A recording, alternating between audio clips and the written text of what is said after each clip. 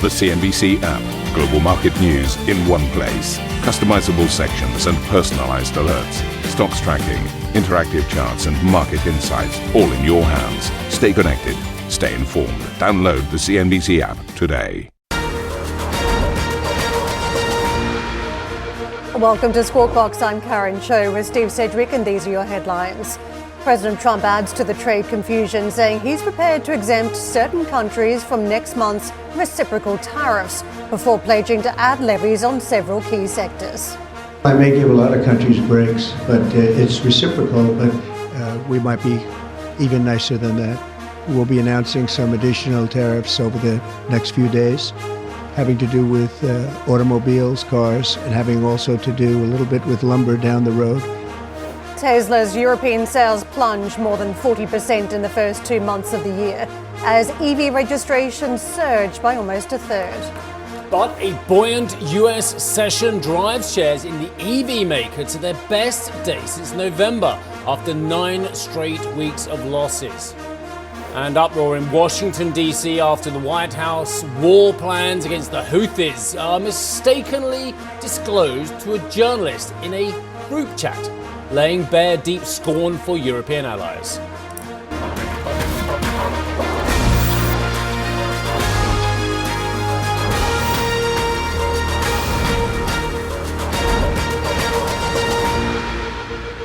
Well, so many stories, including J.D. Vance apparently hates Europe yet again, but we'll come to that a little bit later on. US President Donald Trump has signaled he is prepared to exempt certain countries from the US's reciprocal tariffs due to come into effect on April the 2nd. It's the latest sign the administration may be prepared, we just don't know what's going on, do we, but may be prepared to water down its plans, a move that spurred a market rally.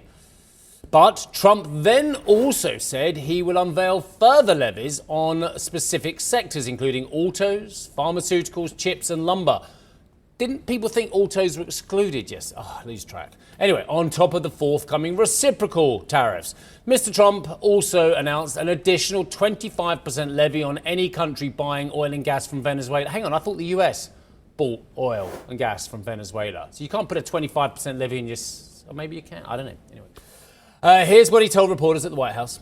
I may give a lot of countries breaks, but it's reciprocal, but we might be even nicer than that. You know, we've been very nice to a lot of countries for a long time, but I call it Liberation Day. April 2nd is Liberation Day. But today, as you know, we did something with respect to Venezuela. You heard about that, and that will be quite important. We'll be announcing some additional tariffs over the next few days, having to do with automobiles, cars, and having also to do a little bit with lumber down the road, lumber and chips. We're going to get all those chip companies coming back. They're already coming back without even doing it. So it's been very good. But we'll be announcing some others. But for the most part, April 2nd will be a big day. That'll be Reciprocal Day. And we'll be bringing some of the money back that's been taken from us. Yeah, here we go. Trump has also given Chevron 30 days from March 4th to wind down their license that they had after he accused Maduro of not making progress on electoral reforms and migrant returns. Trump also said his aggressive trade policy is working, pointing to potentially lower auto tariffs from the EU. Let's listen in. The European Union lowered their tariffs to 2.5%. We were only at 2.5% for cars, which is very low. And as you probably heard, that European Union lowered their number from much higher than that, many, many times higher, surprised to 2.5%. So that was good. But I don't know that I expect that. It's up to them. But we have reciprocal tariffs.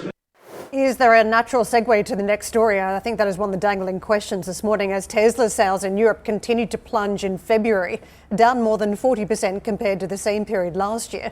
This despite battery electric vehicle sales soaring nearly 24%, while electrified cars, which includes hybrids and plug-in hybrids, now account for almost 60% of all new car registrations in Europe. Before you move on to the next guest, can I just say one thing? Yes. Tesla shares surge, Tesla sales plummet.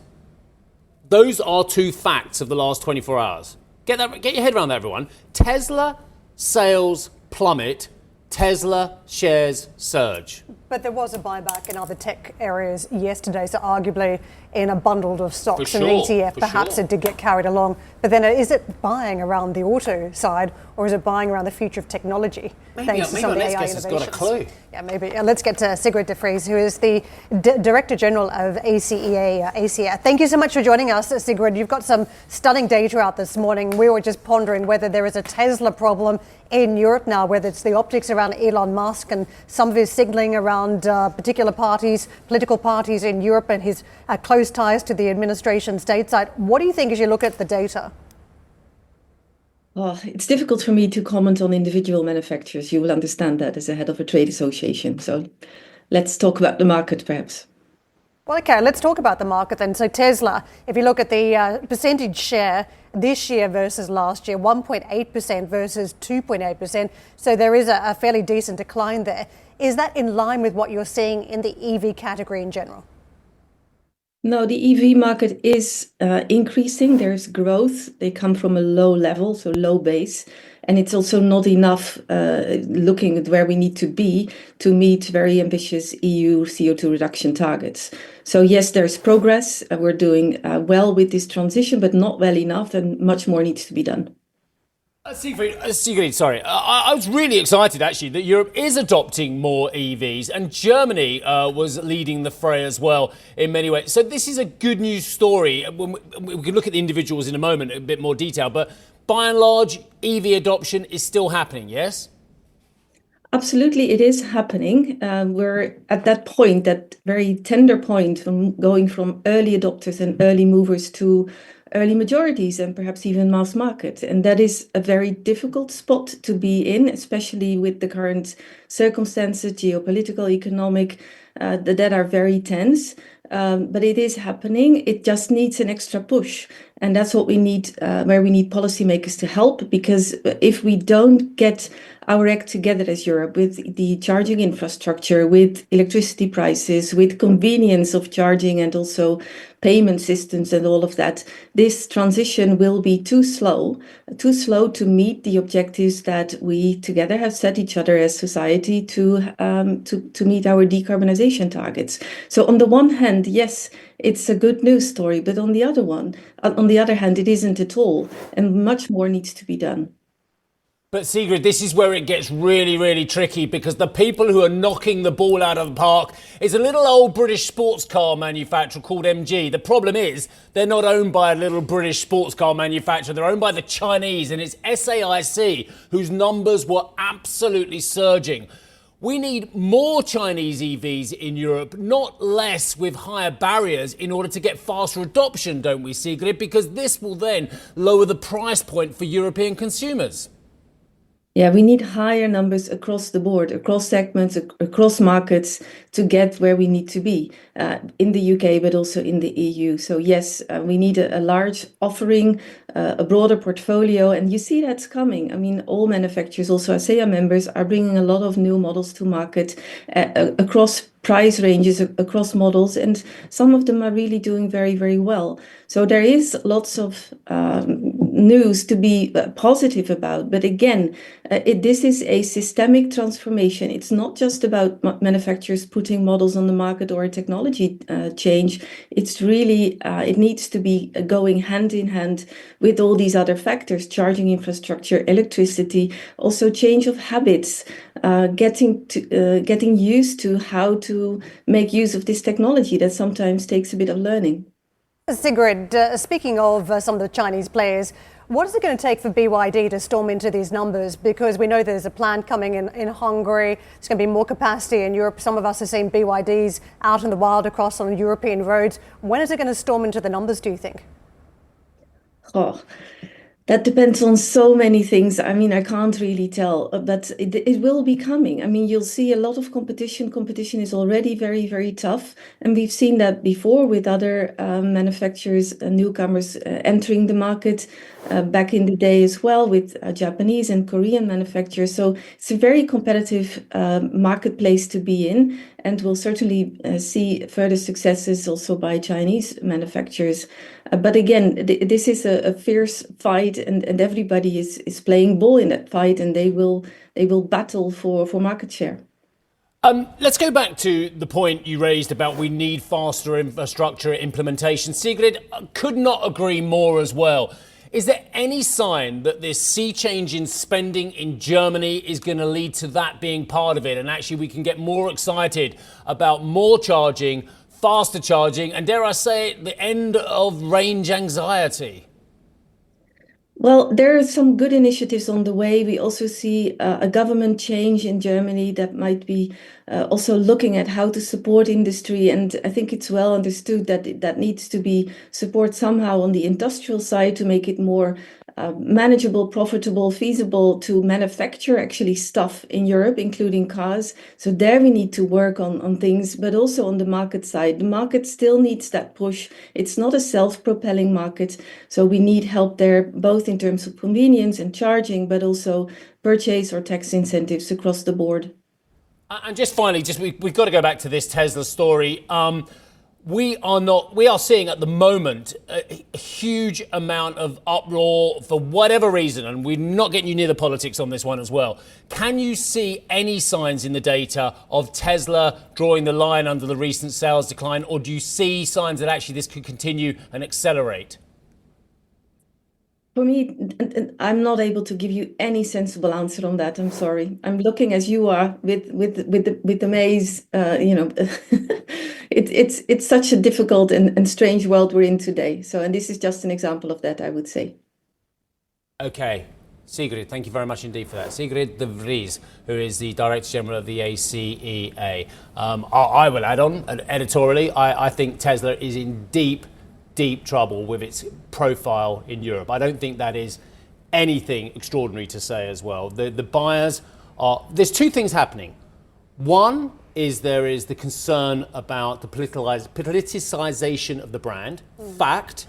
Two, has it lost its technological edge with cheaper, as good or better technology coming to the market from a variety of other manufacturers? Once they had this playing field to themselves, now competitively, they're under stunning amounts of pressure. I think we could be very kind and say that the lineup is becoming stale, that it hasn't produced a new exciting car for the market, while the European players are certainly gearing up with some new exciting offerings. So that was the magic mix that was always going to be challenging for Tesla. But there is no doubt about it when you see the politics and the way Elon Musk has positioned himself around far-right parties in Europe. There is a backlash from the traditional buyer. You're seeing that in terms of a very visual, violent reaction in the United States around the politics, less so here. It's a buyer's strike. It's a much more calm response that buyers simply do not want to be aligned with the brand. And I know we don't have to tell our viewers this, but don't go out and vandalise cars. Just don't buy one, right? If you don't like it, don't buy it. But the vandalism thing,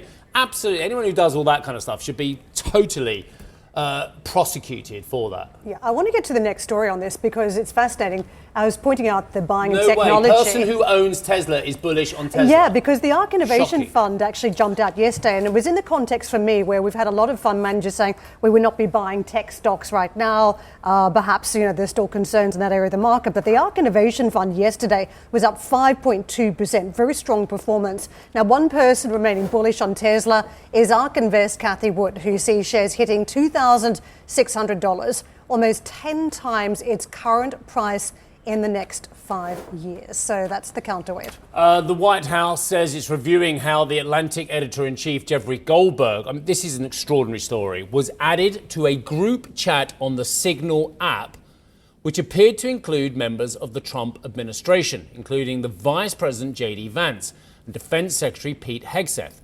discussing planned strikes on Yemen. Now, the magazine, The Atlantic, published an article Monday night featuring excerpts from the chat, which included Hegseth setting out details of the operation. Goldberg said he was skeptical of the chat's authenticity until those strikes actually happened at the time described, appearing to prompt a celebratory emoji response from the National Security Advisor, Mike Waltz, who was also obviously on the chat, at which point Goldberg removed himself from the group.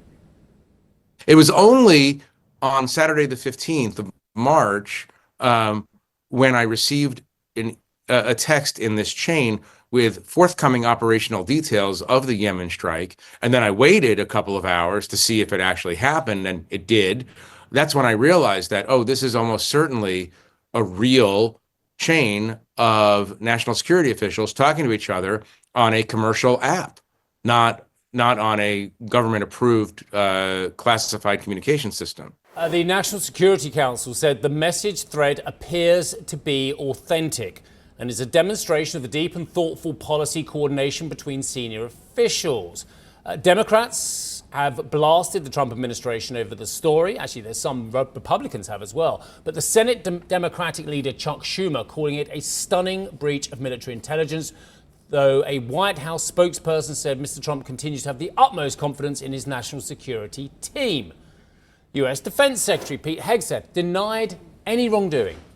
You're talking about a deceitful and highly discredited so-called journalist who's made a profession of peddling hoaxes time and time again, to include the hoaxes of Russia, or the fine people on both sides hoax, or suckers and losers hoax. So this is the guy that peddles in garbage. This is what he does. Why were those details shared on Signal, and how did you learn that a journalist was privy to the targets, the types of weapons used? I've heard I was characterized. Nobody was texting war plans, and that's all I have to say about that. So I don't know. And look, we have to play this one very straight. I don't know if that was a denial that this was authentic or not.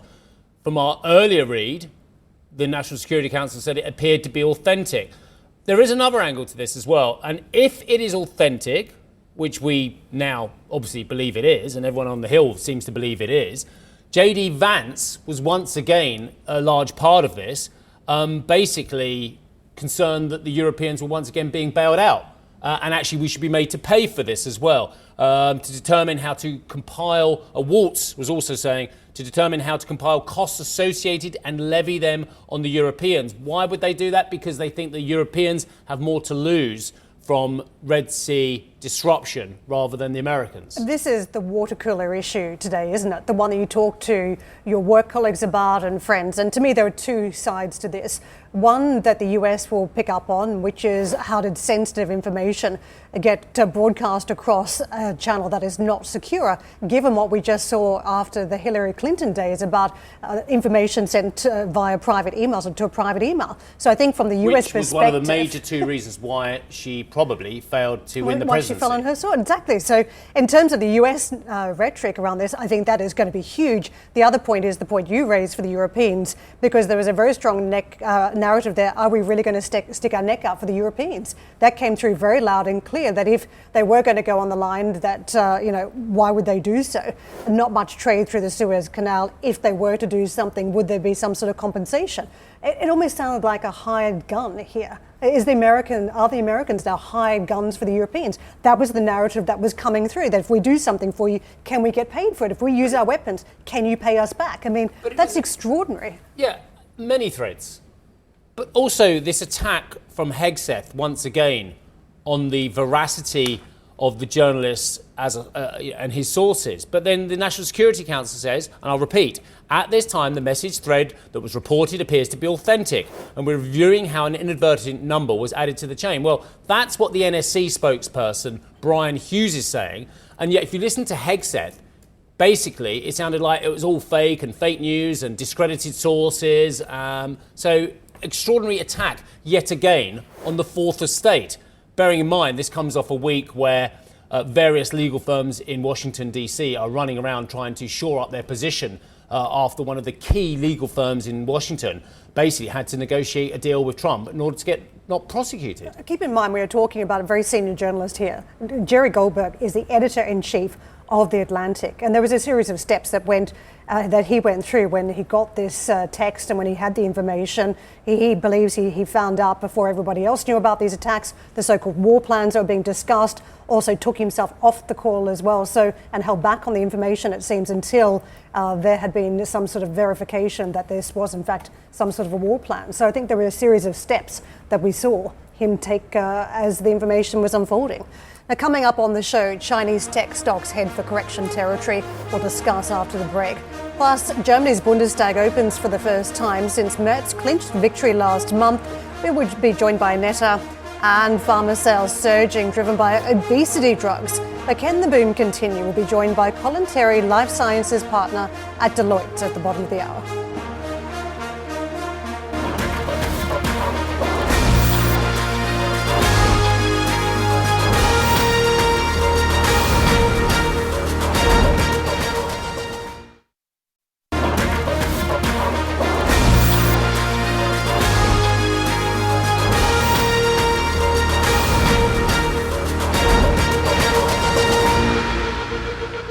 The market's still on tenterhooks around tariffs, but yesterday some hope that the tariffs might be more minimal than the market's been pricing in, and that is yet to be seen. The market did bounce back, and we had a very strong bounce in very usual areas of the market. For the Dow, Goldman Sachs leading the charge. That market, as you can see, up 1.4%.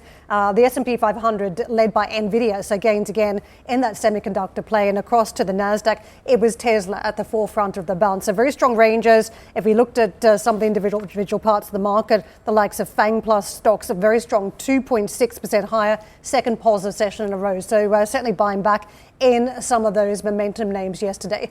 To Treasuries, and this is how we're perched ahead of, again, further updates on tariffs. The 2-year, we've climbed through that 4% handle, so just a slight element of heat, again, creeping back into the short end as the market weighs up the prospect of more inflation on the back of tariffs. To the dollar, the stronger dollar story too, as we talk about the market going risk off. This is what we've been watching closely, and as a result, euro dollar dwindling back to the 108 handle, so giving back more territory. You may recall last week it was perched above the 109 handle, so we are seeing a pullback there. Sterling dollar as well. A lot of politics on this side of the pond too this week around the spring statement from the Chancellor.